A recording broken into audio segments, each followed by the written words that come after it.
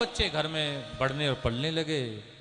जब दोनों का नामकरण संस्कार भी हुआ, गोकर्णो पंडितो ज्ञानी धुंधकारी महाखलह। अब धुंधकारी जो है पिता की अवज्ञा करने लगा, पिता का सम्मान नहीं करता। प्रत्येक पिता को अपने पुत्र से ये अपेक्षा होती है कि मेरी संतान, मेरे पुत्र मेरा सम्मान करे कम से कम।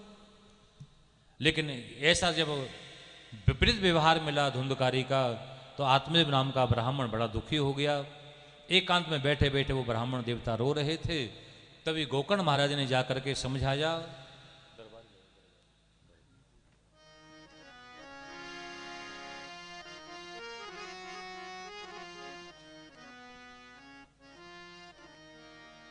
गोकर्ण कहते हैं, असारह खलु संसारो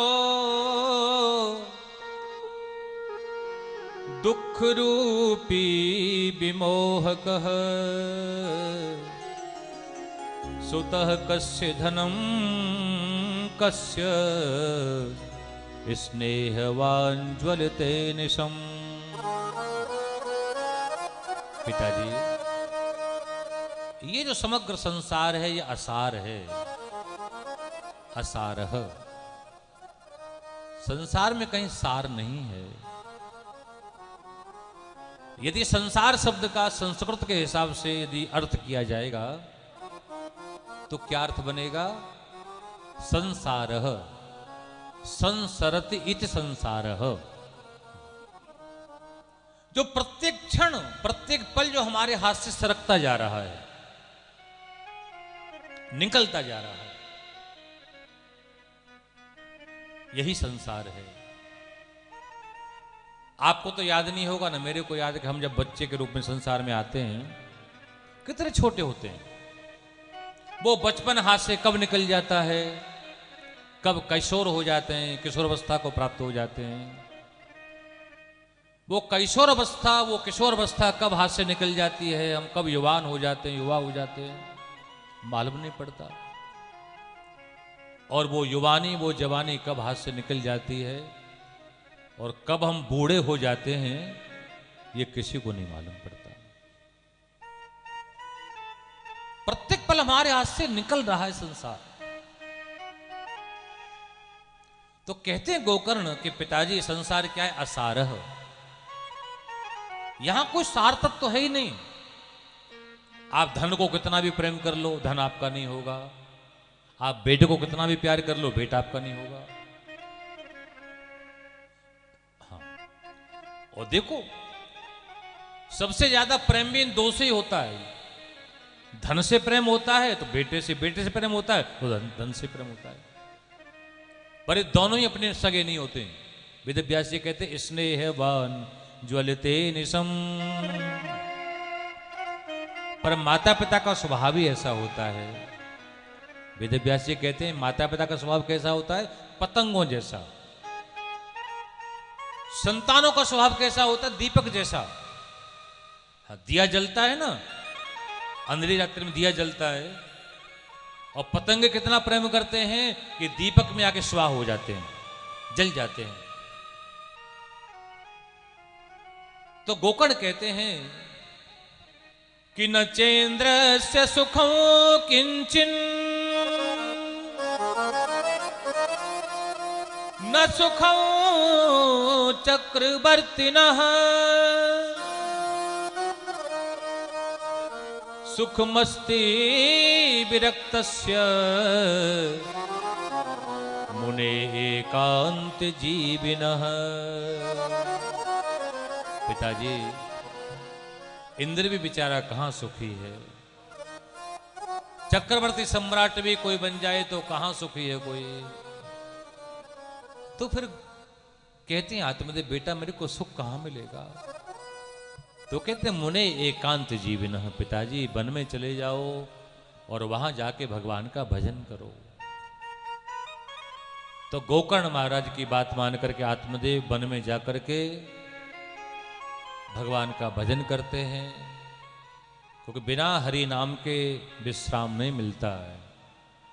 हरि भजन बिना विश्राम नहीं, हरि भजन बिना विश्राम नहीं, हरि भजन बिना विश्राम नहीं, हरि भजन बिना विश्राम नहीं।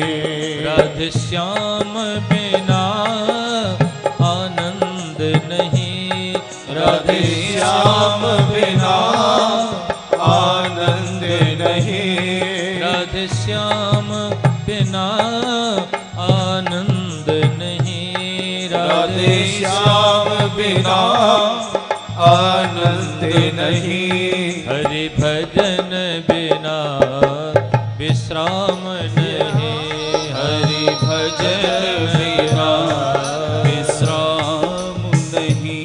श्रीमन्नारायण नारायण नारायण, श्रीमन्नारायण नारायण नारायण, श्रीमन्नारायण नारायण नारायण, श्रीमन्नारायण नारायण नारायण। बोल नारायण नारायण नारायण, बोलो नारायण नारायण नारायण, बोल नारायण नारायण नारायण, बोलो नारायण नारायण नारायण। श्रीमन्नारायण नारायण नारायण, श्रीमन्नारायण नारायण नारायण, नारायण नारायण नारायण,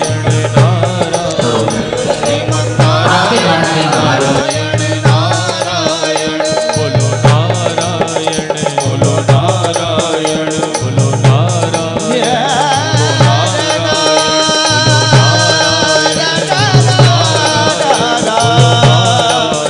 बोलो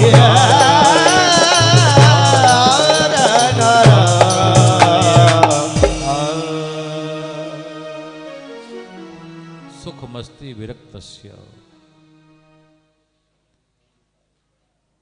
ये बात बड़ी देर से समझ में आती है हम लोगों के। हम लोग सुख को कहां ढूंढते हैं? व्यवस्थाओं में, वस्तु में, पदार्थ में। लेकिन नहीं, सुख कहां है? एकांत में। बस एकांत में कहीं चले जाओ, किसी वृक्ष के नीचे बैठ जाओ और फिर वहां बैठ करके हरि की स्मृति करो, हरि को याद करो। वो सबसे बड़ा सुख है। भगवान शंकराचार्य के जीवन का बड़ा सुंदर अनुभव रहा। शंकराचार्य कहते हैं सुख मस्ती, कहते हैं शंकराचार्य कहते हैं कि एकांते सुखमास्यताम। आचार्य शंकर कहते हैं कि जो सुख एकांत में प्राप्त होता है ना, वो समूह में प्राप्त नहीं होता है। इस प्रकार से एकांत में चले गए, वन में भजन किया भगवान का, मोक्ष पद को प्राप्त किया। आगे धुंधकारी की कथा बताते हैं कि धुंधकारी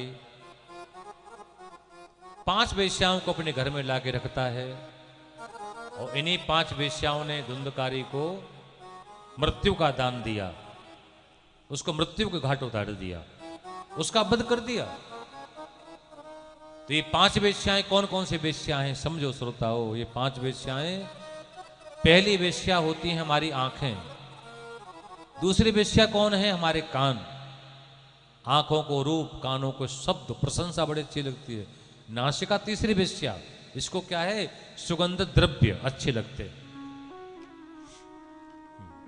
चौथी वेश्या क्या है? हमारी जिह्वा। नए नए भोज्य पदार्थ, नए नए भोजन जिह्वा रोज करती है, रोज स्वाद लेती है, पर जिह्वा कभी तृप्त नहीं होती है, कभी तृप्त नहीं हो पाई आज तक किसी की जिह्वा। और 5वीं इंद्रिय क्या है? भोग इंद्रिय, विषय इंद्रिय। संसार के प्रत्येक मनुष्य का पतन 5 इंद्रियों के द्वारा हो रहा है। उसके बाद में श्री गोकर्ण महाराज अपने घर लौट करके आए। रात्रि में धुंधकारी को देखा, प्रेत बना हुआ था, सामने प्रकट हुआ। तो पूछा धुंधकारी से गोकर्ण महाराज ने कि तुम कौन हो? तो अपना परिचय देता है धुंधकारी, तो कहता है अहम भ्राता त्वदीयोऽस्मि धुंधकारीति नामतः स्वकीयेनैव दोषेण ब्रह्मत्वं नाशितं मया। धुंधकारी कहता है कि गोकर्ण, मेरे को पहचाना नहीं तेने? मैं तेरा बड़ा भाई हूं, मेरा नाम धुंधकारी है। गोकर्ण कहते हैं भैया आपका पतन हो गया, आप प्रेत बन गए, कैसे? तो कहता है स्वकीय नहीं बदोषेण, सत्य बात को कबूल किया, उसने स्वीकार किया कि मेरे पतन में दूसरे का कोई भी दोष नहीं, सारा दोष मेरा ही है।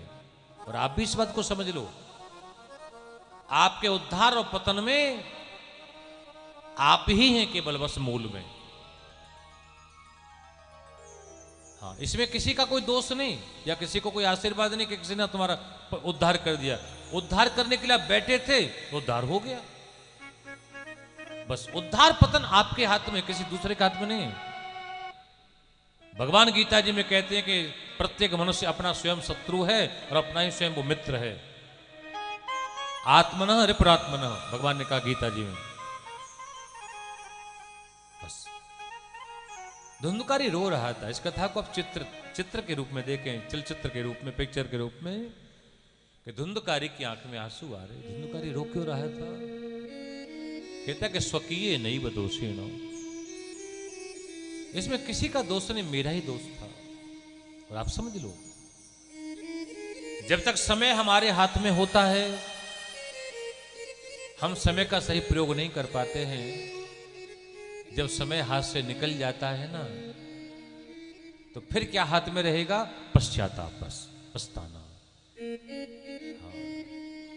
जब चिड़ियों ने चुग खेत लिया, फिर पछताए कहो बत है। जब चिड़ियों ने चुग खेत लिया, फिर पछताए क्या होवत है। ये जगाने की कथा है, जागृति की। उठ जागे मुसाफिर भोर भई, अब रैन कहाँ जो सोबत है।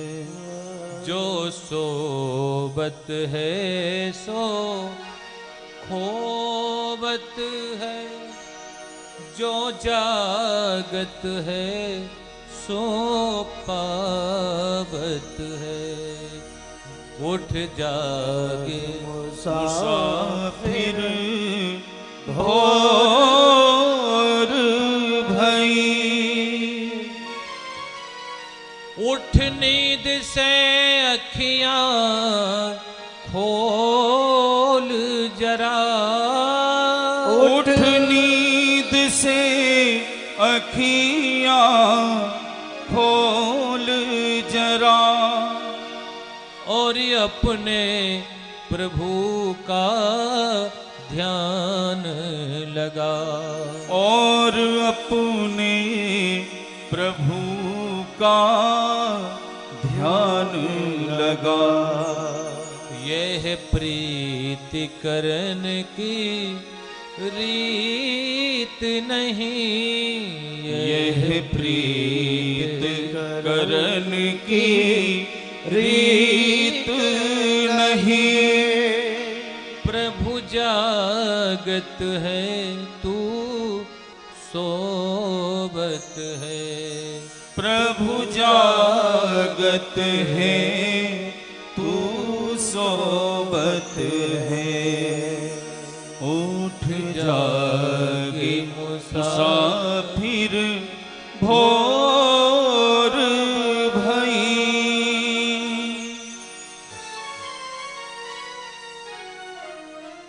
अभी भी समय है, चांस है, मौका है, अवसर है।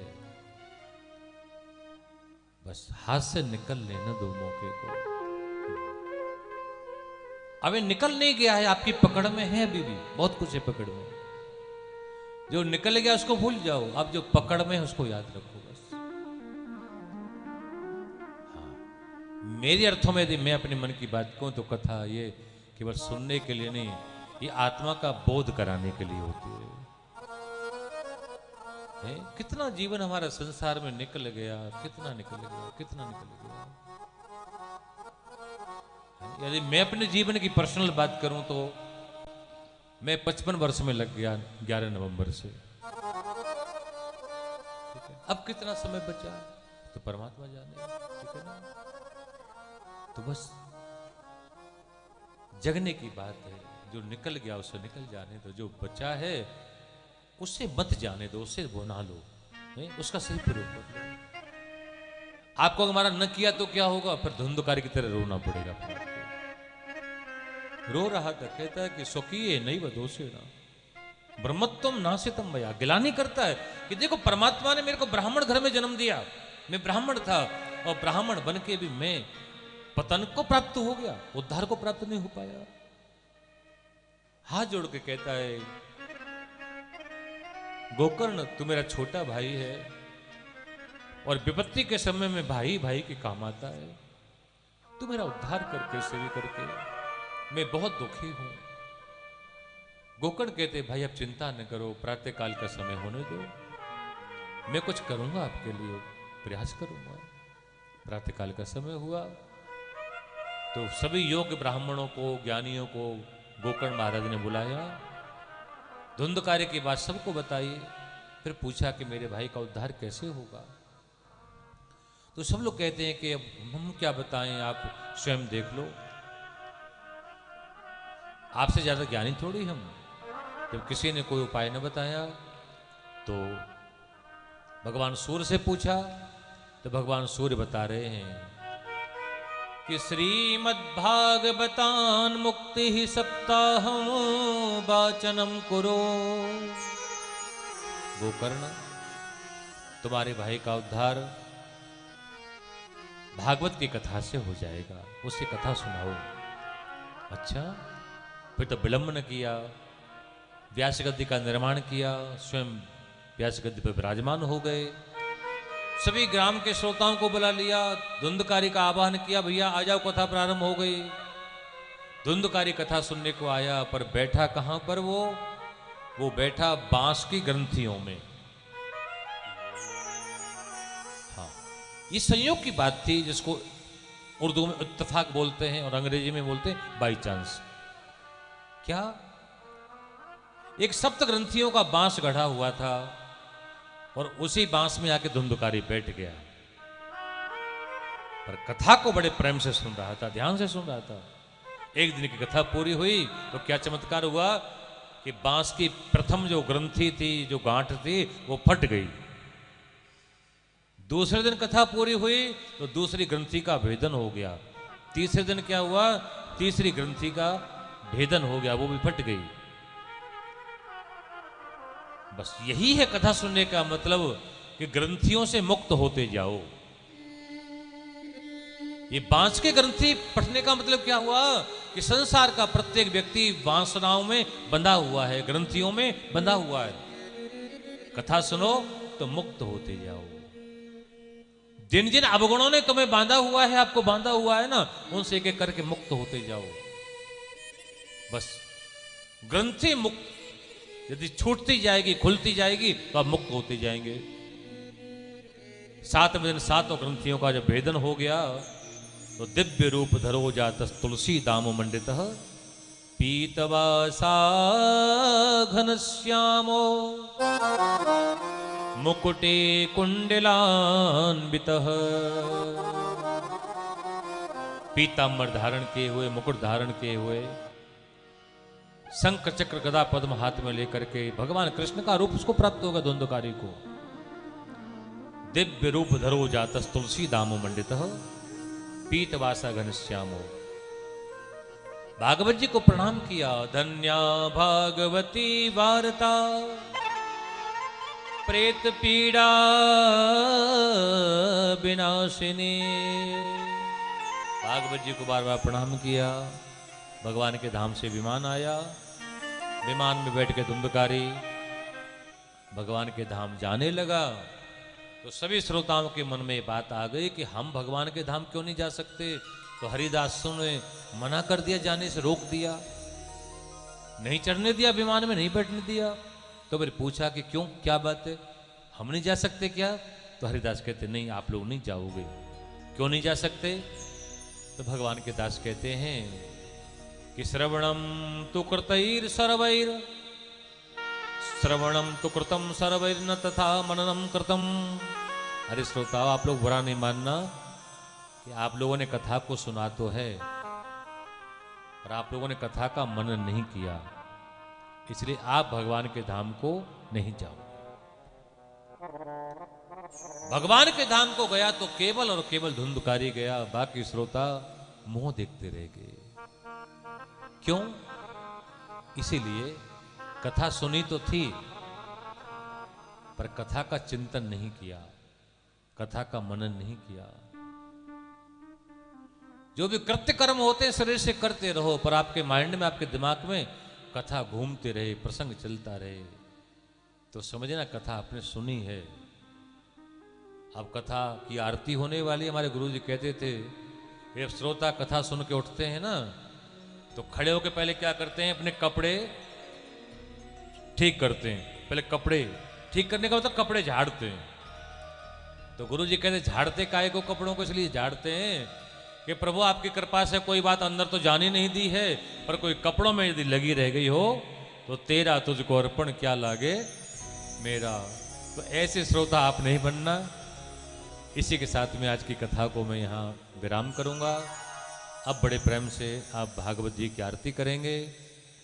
कल से कथा का जो समय रहेगा 1 बजे से,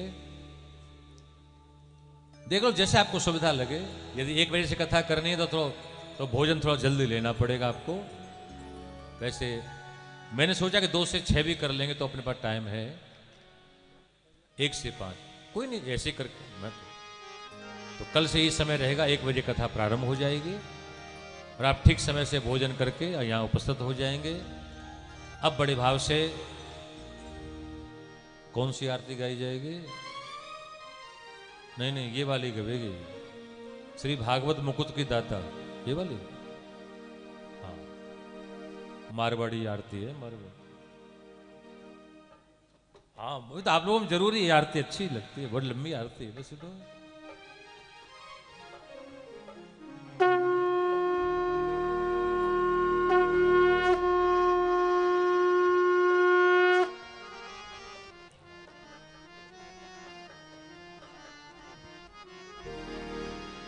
श्री भागवत मुकुट की दाता, भवसागर की नौका है जी, भवसागर की नौका है जी। श्री भागवत मुकुट की दाता, मुकुट की दाता, भवसागर की नौका है जी। राम मिलन का मौका है जी, राम मिलन का मौका है जी।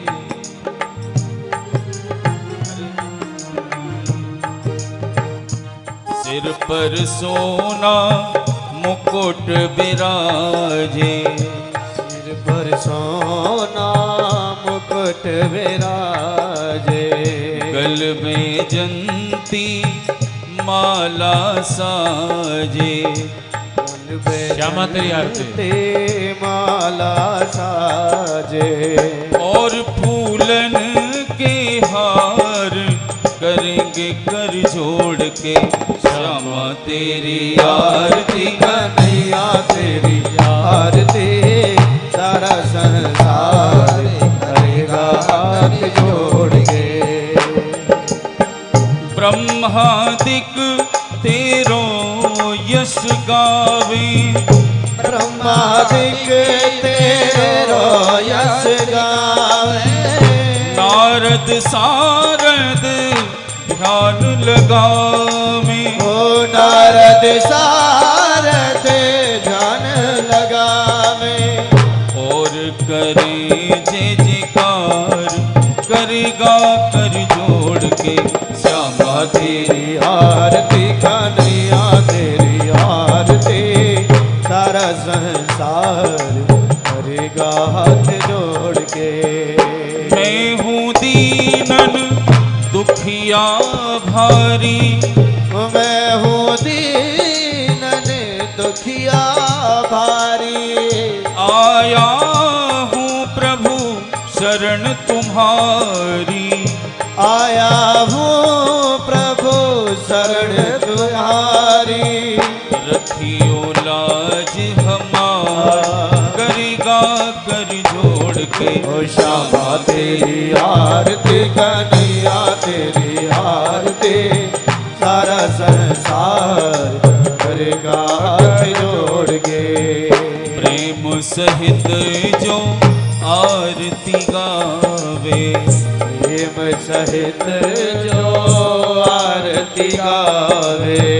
राधा माधव के गुण गावे।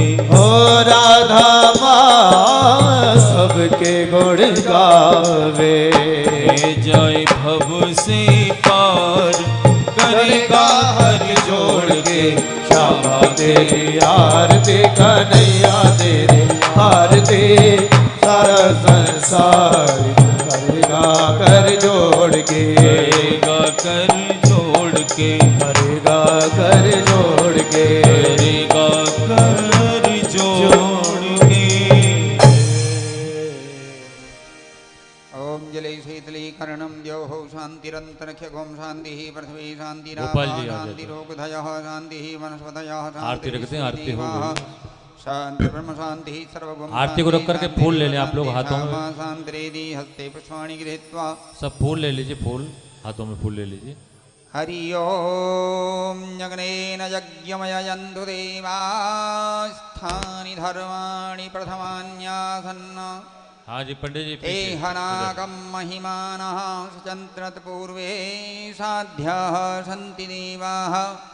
ओम राजाधिराजाय प्रसह्यसाहिने नमो वयं वै श्रवणाय कुर्महे।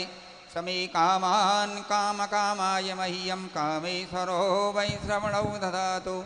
कुबेराय वै श्रवणाय महाराजाय नमः। ओम स्वस्ति साम्राज्यं भोज्यं स्वराज्यं वैराज्यं पारमेष्ठ्यं राज्यं महाराजमाधिपत्यमयं समन्तपर्यायैषात् सार्वभौमः सार्वायुः अन्तादापरार्धात् पृथिव्यै समुद्रपर्यन्ताया एकराडति।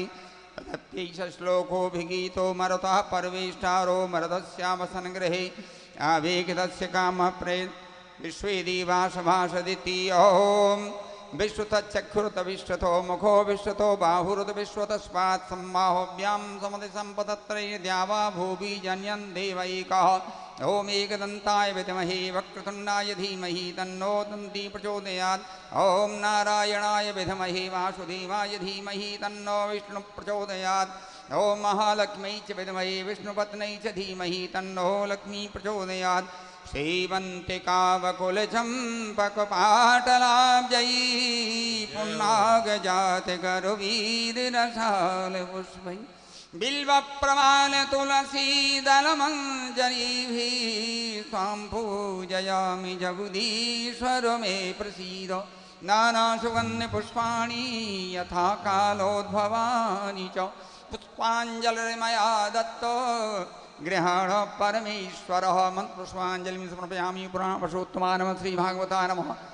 बोलिए भागवत भगवान की जय। श्री सुखदेव जी महाराज की जय। बोलिए व्यास भगवान की जय। आज के आनंद की जय। जय जय श्री राधे।